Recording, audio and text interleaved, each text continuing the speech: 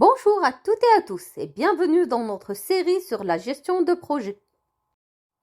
Aujourd'hui, nous allons démystifier deux termes essentiels, les activités et les biens livrables. Ces deux concepts sont au cœur de la réussite de tout projet. Mais avant de plonger dans les définitions, comprenons pourquoi il est important de distinguer les activités des biens livrables. Une bonne compréhension de ces éléments peut faire la différence entre un projet qui stagne et un projet qui livre des résultats exceptionnels.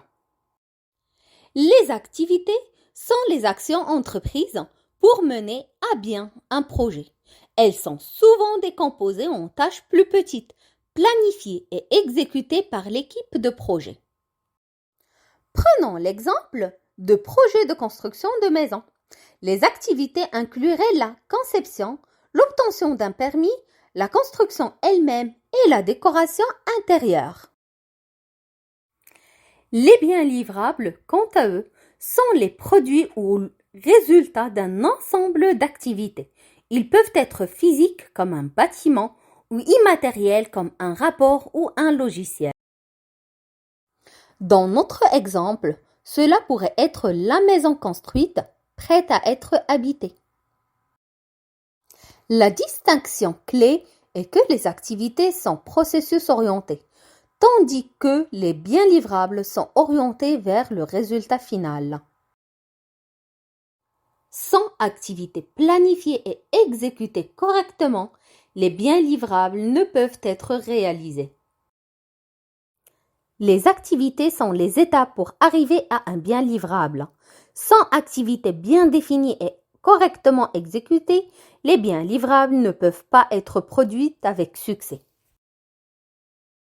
Prenons un projet de communication visant à améliorer la collaboration entre les départements d'une grande entreprise qui a récemment fusionné avec une autre société, entraînant des conflits entre le personnel. Les activités de notre projet se répartissent en 5 catégories principales. 1. Analyse et conception. 2. Développement et production.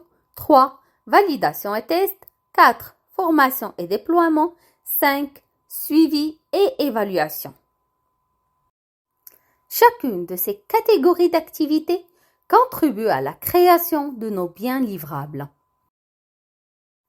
Bien livrable 1. Programme de formation en gestion de conflits, le résultat de nos efforts de recherche, de conception et de développement. Bien livrable 2. Rapport d'évaluation qui documente l'efficacité de notre programme. Bien livrable 3. Plan de formation pour formateurs, un guide pour ceux qui dispenseront la formation. Bien livrable 4. Outils de suivi et d'évaluation pour assurer un suivi continu et l'amélioration du programme. En comprenant comment les activités sont regroupées et comment elles alimentent la création des biens livrables, nous pouvons mieux structurer et gérer nos projets. Dans la prochaine section, nous verrons comment appliquer ces principes à travers un cas pratique. Merci d'avoir visionné notre vidéo jusqu'à la fin. Vidéo réalisée par Ilham Sahel et Sarah Ben Yahya.